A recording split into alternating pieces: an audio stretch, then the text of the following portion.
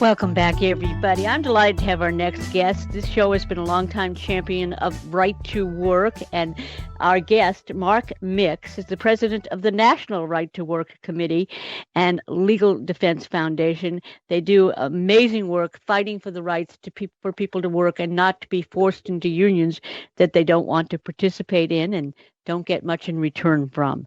So tonight, though, we're going to talk to Mr. Mix about President Biden's infrastructure plan, that cheap little plan that he's going to spend, very little on roads and bridges, is a massive wealth grab to pay off union donors. Let's welcome Mark Mix to the Jayne Carroll Show. Hi there. Hi, Jane. Good to be with you tonight. Thanks for the opportunity to talk about these important issues. And this one in particular, it's, goodness gracious, $2.3 trillion. We ought to talk about it, right? One of my problems is in talking to people about it is I don't think we can even begin to fathom what $2.3 trillion is. It used to be billions, seemed like something we couldn't comprehend. It's just so gargantuan, and we lose touch with it. But when you put one or two before something, even if it's a trillion, it doesn't sound like that much money. Yeah, Jane, the old adage used to be a billion here and a billion there, and pretty soon you're talking about real money. But this bill, this $2.3 trillion bill, has one component that's really interesting to me, Jane. It's $25 billion, and it says, quote, for ambitious projects, but they are too large or complex for existing funding programs. We're spending $25 billion on that. Do you know what that is? No, I don't. I have looked this bill over, and it gets longer. They keep changing it, so it's like reading Two Gone with the Wind. I don't think anybody that's voting on it has read it. Yeah, well, they haven't, and we haven't seen the text of the legislation yet. All we've seen is what the president is articulating in his plan to basically reset the entire American economy. As to your point, initially you said there's not a whole lot of traditional infrastructure in the bill, and you're right. I mean, the idea of bridges, roads, railroads, transportation systems, those types of things that we would ordinarily think of infrastructure, there is a very little of that. In fact, some people that have looked at it and run the numbers estimate that's, not even greater than 10%, but yet they call it the infrastructure bill. And basically what it is a grand experiment in climate change. It's an experiment in healthcare. It's an experiment, and to your point, you already mentioned this, as a payoff to union officials who were heavily involved in his election. Not the rank and file workers, for sure, because those are the ones that will be hurt most by this. Just think of the XL Keystone pipeline. I mean, that put literally thousands of union workers out of work. When on the very first day of office, Biden signs that in the name of some kind of climate change emphasis. Union officials who backed him with their money, couldn't say anything about it because if they spoke too loudly, their rank and file workers might get upset at them. And of course, in the right to work states, to your point, Jane, they can withhold financial support if union officials do crazy things like that. But this bill is about lots of things, and infrastructure is just one small part of it, for sure. No, and one of the reasons I so wanted to have you on is because of the role of paying back unions, political allies that really did this president over the top, and they give massive sums to Democrats. They give every once in a while a token here or there to a Republican, but this has been the backbone of it. And meanwhile, I sort of champion the idea. I think this whole COVID thing might have ended a lot sooner in terms of us being locked down and imprisoned in our homes for over a year now. If the government workers, including Congress, didn't get paid until we were all back at work. Yeah, and specifically the teachers union. I mean, I think the American public got a pretty good dose of what the type of power that certain union officials have. Not necessarily the teachers in the classroom, because we all have kind of a good view of those people from our past, but the union officials, like the top of the AFT, the American Federation of Teachers, Randy Weingarten, and the top officials at the United Los Angeles Teachers Association, demanding that police be defunded and everyone get Medicaid and all kinds of radical ideas that had nothing to do with education. All of those demands had to be met before they would go back to work. I mean, but yeah, to your point, Jayne, they were getting paid. They got paid through all of this. And here in my little school county, Fairfax County, the teachers weren't ready at all for any kind of remote learning. They continue to get paid. And the teachers union here is flexing their muscles as well, as they are in lots of other states. In Illinois, I know there's a pending strike again. This will be the third strike in probably 2 years in Chicago over the reopening of schools. And yeah, they're getting paid throughout all of this. And the taxpayers are sitting there wondering what's happening to their tax money. The parents are wondering why their children aren't in school. The children are wondering why they can't associate with their friends and be with their friends and have normal childhoods that many of us got to enjoy and to reflect back on fondly. It's really a disaster, but it does show how union monopoly power has basically controlled government across this land. One of the things that I thought when President Trump first came into office, and one of the vignettes that we heard about was when he was first in the Oval Office, and there were some union leaders, and they came and met with him, and and these were high-level union leaders, all Democrats, all had written massive checks to Hillary Clinton, et cetera. But it was the first time they'd ever been in the Oval Office. Trump invited him in, sat down and talked with him, and he set up a thing called an apprentice program, not like it's the one on his TV show, but working with the unions were people that didn't necessarily want to go into college. Maybe they had technical skills or other kinds of skills that are used in construction, et cetera. Smart people, but college wasn't what they needed or wanted. And they set up these apprentice programs that were working with the government and give alternatives to college. Biden has eradicated all that. That is over now. And I thought that was a wonderful program, and the media hardly ever gave it any attention. Why do you think these union leaders, even though some of the things that President Trump proposed were great for workers, they were great for workers, especially bringing American business back home for American jobs, they seemed to like President Trump, but when it came down to the crunch, they write those checks to the Democrats. Are they out for the workers at all, or is this why do they always stick, regardless of what's happening, with the Democrats? Well, Jayne, that's a great question, and just real briefly to the apprenticeship programs, that was kind of Ivanka Trump's main project during her years. And what it did is it dramatically expanded the apprenticeship program. There's an apprenticeship program that the federal government funds, but you may not be surprised by this, Jayne, but others may. But basically, the people that get the money for apprenticeship trainings are, guess who? Union officials. They control the apprenticeship program in this country. And so Ivanka and the Trump administration and others there decided, well, this is a good program. Why won't we train people to do these types of jobs? And why won't we expand it so that other industries can participate in an apprenticeship program, much like the building trades have? And, of course, that was competition for the unionized apprenticeship programs. And so they had to get rid of it, and that's what Biden did. Now it goes right back to the union bosses getting the money from the Department of Labor for apprenticeship programs. They run it. They control it. They can tell you who gets the card to get in and who buys the book for the union and how long you labor in a union shop in order to get a master's or a journeyman ticket. I mean, it's really about control. And so that particular anecdote answers your second question is, why do they do this? Well, union officials went to government way back in the 1930s in the Roosevelt administration for dramatic powers. And when I say dramatic, I mean, this is something that we ought to pay attention to, because this is a private organization. A group of individuals go to government and they say, you know what, you should give us the power to be able to force people to join our organization. And not only should they join our organization, but if they don't pay us money, they should be fired. And in 1935, when the Wagner Act was passed, in 1937, when the United States Supreme Court upheld the constitutionality of the Wagner Act, even though they had struck a similar bill down in 1933 called the National Industrial Recovery Act, then President Roosevelt went to the Supreme Court Chief Justice and said, we can add numbers to this court. In fact, he threatened to add 6 new members to the court. Jayne, I think I'm hearing that right now. It sounds like there's some echo from the 1930s that is happening.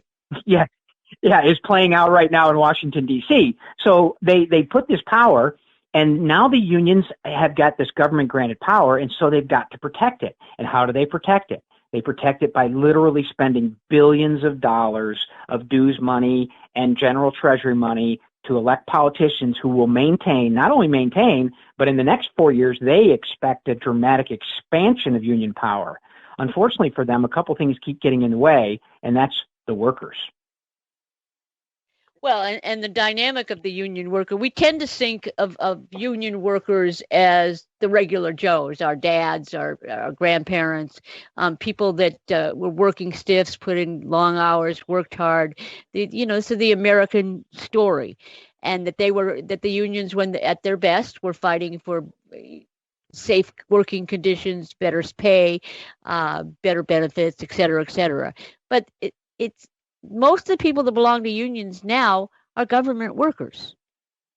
Yeah, that's true. There are more government union members in America in 2020 than there are private sector union members. That's exactly right. And that's a whole different kettle of fish there. Even Franklin Roosevelt knew it. When he was asked, I think in 1937, some union official asked him, well, why don't we just do the same thing in the government sector? And it was Roosevelt who kind of pushed him aside and said, you can't do that. You can't unionize government. It's unthinkable that you would do that because it's not the same. George Meany, the longtime president of the AFL and the AFL-CIO Executive Council, when asked the same question, said, no, we don't unionize the government. That's not the same thing. But yet here we are today with more government union members than private sector union members, and with their ability to flex their muscles over an ever-growing government. That's the other part of the equation is, when both sides of an equation get bigger, the equation gets more ominous. And then we start talking about trillions, and I guess what comes next, Jane, is quadrillions. So when you hear that word, you really need to black out. Jeez, I mean, it's unfathomable, and yet, if you look at some of the economic indicators today, you would think things are just fine. But it's unemployment is down. It's the stock market is record high. They say house sales there's 4 million more buyers for houses right now than there are houses for sale. I mean, all those things that were started during the Trump years, and he didn't get any credit for it then. Now Joe Biden, after less than 100 days, is responsible for all the good things, and Trump is still responsible for all the bad things. But unions are. I'm not a big union fan, and obviously you're not either. And their tactics of forcing people to be union members, et cetera, and right to work, and their hatred of that, and how they defeated it at the polls, and how the crusade to get American people. I don't think most American people want to be unionized. Yeah, well, I mean, the unions, they tout the idea that, Americans generally support unions, and that doesn't surprise me a bit. I mean, but when you start adding the adjectives and the nouns and the subjects of what their power is, do you support the fact that a worker should be forced to pay dues or fees to get or keep a job in America? 82% of Americans say no way, no how. But yet that's the primary product of organized labor today. In fact, it's in the infrastructure bill. Part of the instructions to Congress in the infrastructure bill is to repeal all 27 right to work laws. It is to force every American worker back under the union monopoly, make them pay dues, and make them be subservient to union officials in Washington, D.C. It's literally in this infrastructure bill. I mean, he considers that part of the infrastructure to force workers to pay dues. And, Jane, we got a great case study just the other day in how individual workers look at unionization. I mean, let's talk about the Amazon warehouse in Bessemer, Alabama. I mean, that was a 5,800 member unit, and there was a 2-month mail-in election going on there. The president made a veto about how the workers should, or he made a video, made a video about how the workers should join the union. There was massive propaganda. The celebrities from Hollywood came out. Everyone talked about why they should unionize, and this was a seminal vote for the labor movement in the South, in the right-to-work state of Alabama. It was going to be the resurgence of the unions, and it was all about working conditions and those who have and those who have not. And Jane, 13% of that bargaining unit voted for unionization after the president begged them to vote for the union. I mean, 79% of the people that voted basically said no. It's just an amazing story. And, here is the union officials in that situation saying, well, this is more evidence of why we need to eliminate right-to-work laws and why we need to have more compulsion in our labor policy. It's exactly the opposite. If politicians would look at an 85% black workforce at that warehouse that voted, 13% of them, of the entire unit of 5,800, voted for unionization, that's a narrative that the American people and the American press ought to pay attention to. And frankly, it's a narrative that union officials ought to pay attention to, because they have no incentive to provide services to workers when they have compulsion, when they have force. It's a very simple concept. Most people get it. You have one bakery in town, don't expect really great croissants. You have two bakeries in town with a little bit of competition, then, my friend, baked goods start to smell better, they start to taste better, and they're a little bit fresher because they're competing for the opportunity to serve you. And they're cheaper. I think that's an important part of the union thing. I mean, look what the unions did to the auto industry in America. I mean, it was that part of the story. And I think most people, they glorified the old unions and what they did and their role in American history. But I think most people don't want unions now. And I think it has greatly increased the cost of government, the power the unions have over the politicians.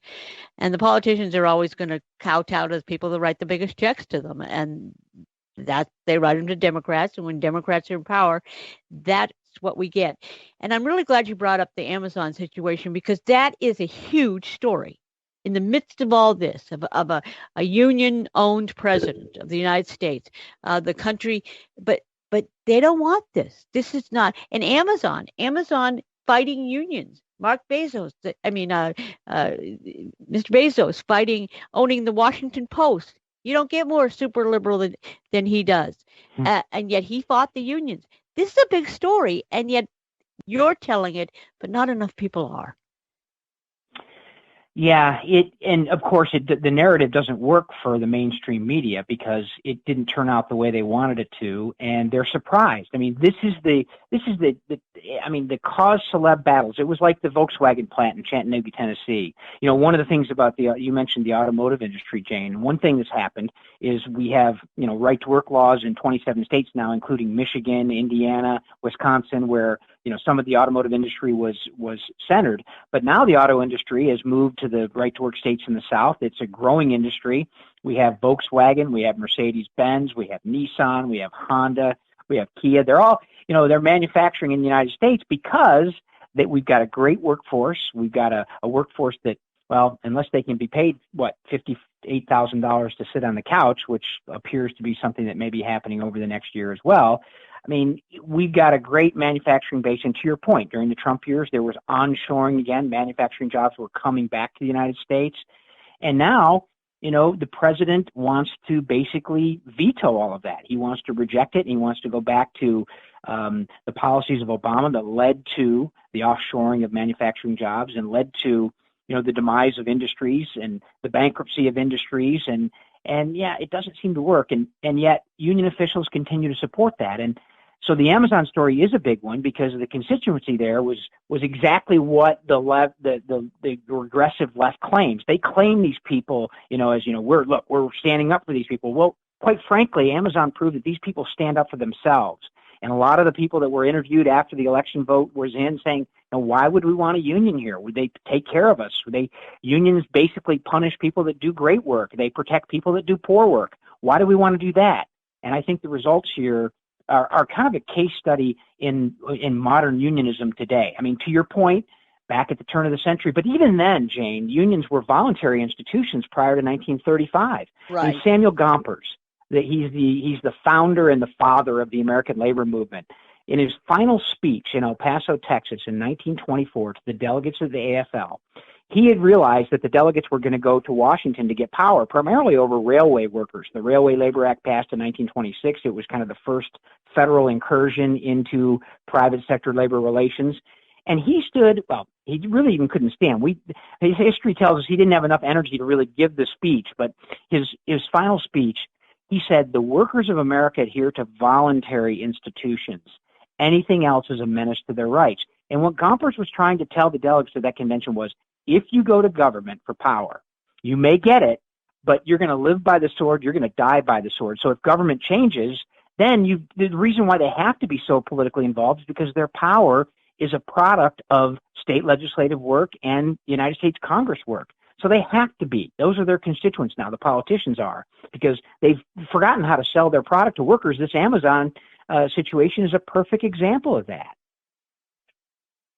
Well, and I think a lot of workers feel that they have enough power to negotiate on their own, and they don't want to pay the unions to do it. And they take an exact pound of flesh to get it, and they don't want to do that. They don't feel they need it. They're getting Amazon's pay level is they're not unhappy with it, and they don't want to be holden to a union. It's like HOAs. Everybody hates HOAs. Homeowners associations. Yeah. You have to pay these fees that's right. and they run your lives. People are fed up with that kind of stuff. That's they want right. to be more independent. And it's interesting in this case. I'm sorry. Go ahead, Jayne. No, you go ahead.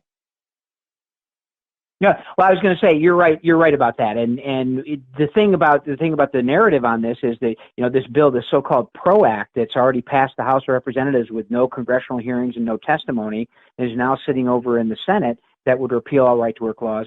They call it the protecting the right to organize. Well, the right to organize in America has been protected by federal law since the beginning, and it's protected by state law. There is nothing that stops workers from joining together to amplify their voice if they choose to do so.